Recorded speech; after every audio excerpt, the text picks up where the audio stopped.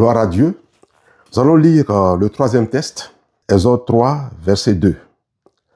L'ange de l'Éternel lui apparut dans une flamme de feu au milieu d'un buisson. Moïse regarda et voici, le buisson était tout en feu et le buisson ne se consumait point. Gloire à Dieu. Alors il est dit, l'ange de l'Éternel lui apparut dans une flamme de feu au milieu d'un buisson.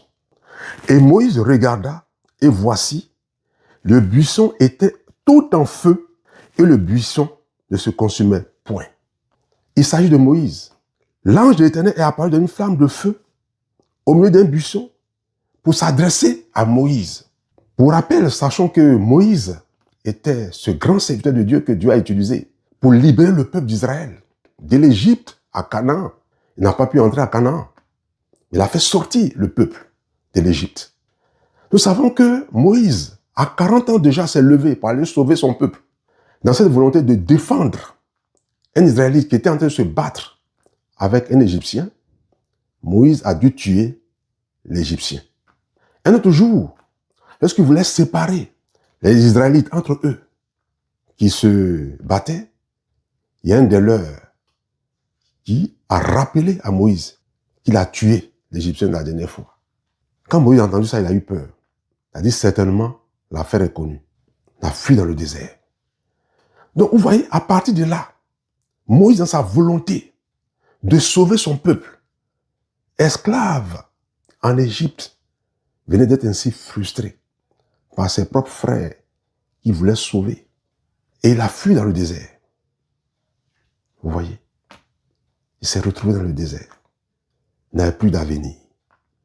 À 40 ans déjà, lui qui était prince dans la maison du roi de l'Égypte, dans la maison de Pharaon, il est devenu zéro. Il n'y avait plus d'avenir. Avenir incertain, dans le désert, en train d'errer. Il est devenu berger. Tout à coup, brusquement, son avenir a basculé. Il a dû faire 40 ans dans le désert. C'est alors que Dieu s'est révélé à lui. Alors je voudrais dire à quelqu'un, si tu sens que ton avenir est cafouillé, que tu n'as plus d'avenir, que ton avenir a pris un coup, que tu es désespéré, que tu es dans le désarroi, que tu ne sais plus où donner de la tête, que tu ne sais plus que faire, si tu sens que tu n'as plus d'avenir, si tu sens que quelque part tu as été déçu, toi qui voulais entreprendre des choses, et puis tu as été déçu quelque part, et tu as dû abandonner, et tu es désespéré, dans la tristesse, dans la dépression, je voudrais te dire ce soir, Dieu va venir à toi et te dire, il y a encore une grâce pour toi. Il y a encore une possibilité pour toi. Tout n'est pas perdu. C'est cela. Dieu va se révéler à toi dans une flamme de feu. Dieu va se révéler à toi dans une vision. Dieu va se révéler à toi dans un songe. Dieu va se révéler à toi. Ton cœur va bouillir.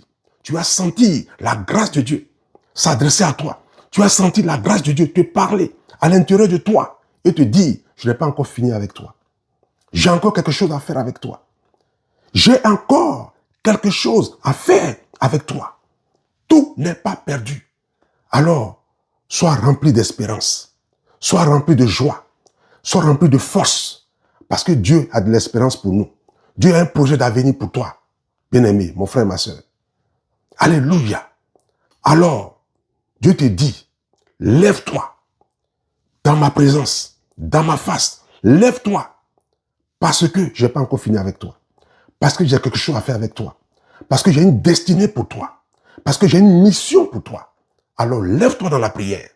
Parce que j'ai encore des choses à faire avec toi. Prions le Seigneur. Shakata rododo sokoto shikataraba. Rakataraba rododo sokoto shikataraba shakata. Père, nous te bénissons, nous te louons. Au nom puissant de Jésus-Christ, nous élevons ton nom. Alléluia. Merci parce que c'est toi, Seigneur, qui nous réveille.